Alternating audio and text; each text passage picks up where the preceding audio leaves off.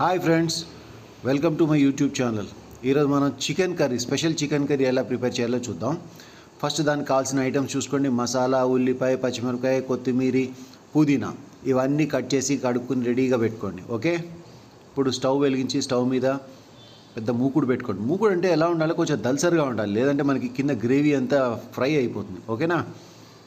First ఇందులో oil వేసుకోండి. నార్మల్గా అయితే అందరూ ఇవాళ రేపు ఆయిల్ తక్కువ తినాలి అంటారు, కానీ నాన్ వెజ్ కర్రీస్కి ఆయిల్ లేకపోతే బాగుండదండి. మా చెఫ్ కూడా అలానే చెప్తుంటాడు. ఇప్పుడు చేసింది మా చెఫే.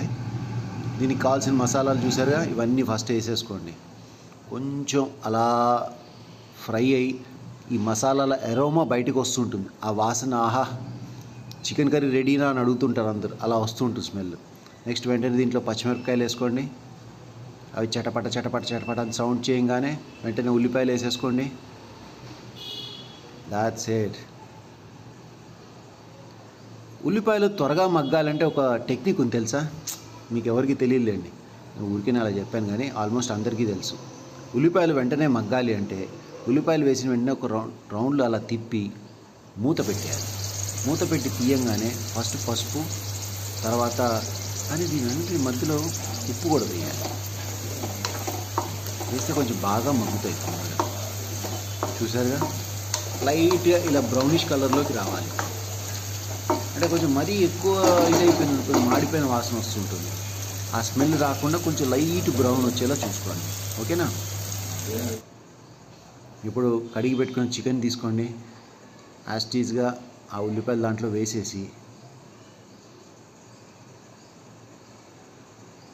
మూకుడు కదలకుండా ఒక స్టాండ్తో పట్టుకుని, ఒక దీంతో పట్టుకుని అలా మెల్లగా తిప్పుతూ ఉన్నారంటే, అలా తిప్పి మొత్తం కలిసిన తర్వాత మూత పెట్టి ఒక 5 minutes హైలో ఉంచండి. అలా హైలో ఉంచి మూత తీసి, ఇప్పుడు చూసారా కలర్ రెడ్ కలర్లోకి వచ్చింది. ఇప్పుడు వెంటనే మీరు తయారు చేసుకున్న గరం మసాలా వేసి మళ్ళీ మూత పెట్టండి ఒక 5 minutes. టోటల్ చికెన్లోని వాసన అన్నీ పోయి మంచి ఇదిగా తయారైంది. వెంటనే ఒక 4 గ్లాసులు నీళ్లు పోసి, రైట్, అంటే మీరు ఎంతమంది ఉన్నారు, ఎలా కావాలనుకుంటున్నారు దాన్ని బట్టి నీళ్లు పోసుకోండి. మూత పెట్టండి 5 minutes.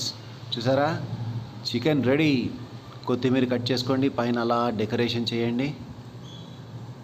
వావ్, చూసారా, గుమగుమలాడే చికెన్ కర్రీ. యాక్చువల్గా ఈ చికెన్ కర్రీ నార్మల్ అందరూ మిగతా దాంట్లో కూడా పెట్టారు, కానీ ఈ చికెన్ కర్రీకి ఒక స్పెషల్ ఇది ఉందండి. శ్రీలంకలో అదొక ఊరు ఉందండి, ఆ ఊరిలో తయారు చేసే స్పెషల్ కర్రీ ఇది. ఓకే,